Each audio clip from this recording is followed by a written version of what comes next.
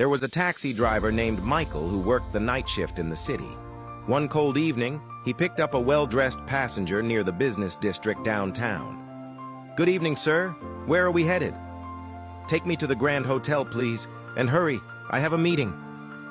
Michael drove through the rainy streets while the passenger made phone calls in the back seat.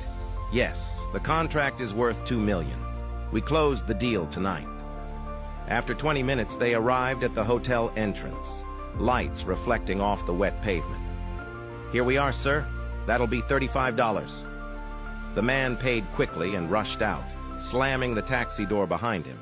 Michael was about to drive away when he noticed something on the back seat, a black leather wallet. He opened it and his eyes went wide in shock.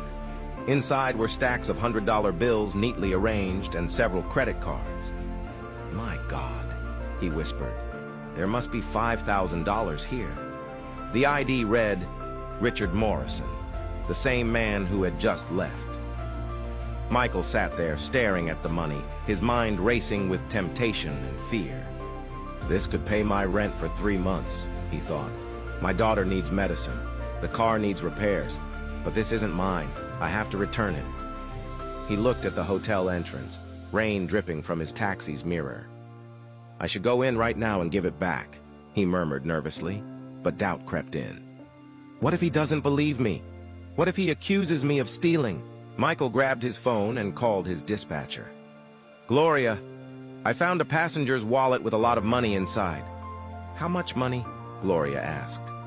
"About $5,000, he replied quietly. Gloria hesitated. "Michael, between you and me, just keep it. He'll never notice it's gone. Rich people lose money all the time. Think about your daughter. This could really help you right now." Michael shook his head. "I don't know, Gloria. It doesn't feel right." "Look," she said, "if you return it, he'll just say thanks and walk away. No reward, no gratitude. But that money could change your life." Michael closed his eyes and took a deep breath. "No," he said firmly. "I'm going to return it. It's the right thing to do." "You're making a mistake, Michael." "Maybe," he replied softly. "But it's my mistake to make." He parked his taxi and walked into the Grand Hotel lobby, water dripping from his coat as the doorman stared. The receptionist looked at him suspiciously. "Can I help you, sir?" "I need to speak with Mr. Richard Morrison. He left his wallet in my taxi," Michael explained. She picked up the phone. "Mr. Morrison, there's a taxi driver here. He says you left your wallet." She hung up. "He'll be right down," she said coldly. Minutes later, Richard Morrison appeared, adjusting his tie, looking annoyed and impatient.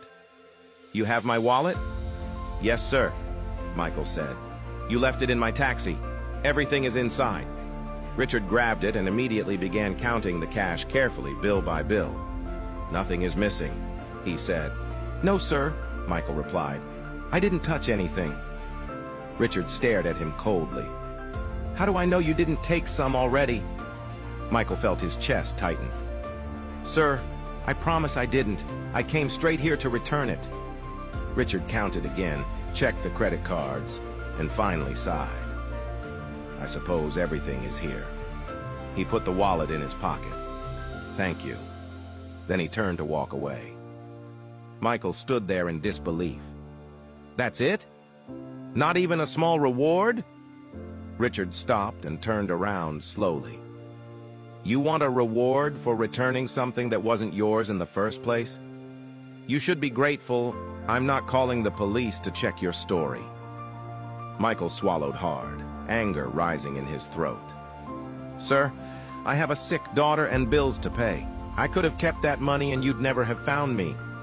But I chose to do the right thing." "That's your problem, not mine," Richard said coldly. "Now leave before I call security." Michael walked out of the hotel into the rain, his hands trembling as he reached his taxi. He sat behind the wheel and whispered to himself, "I did the right thing. That's what matters." But deep inside, he wondered if honesty was really worth it.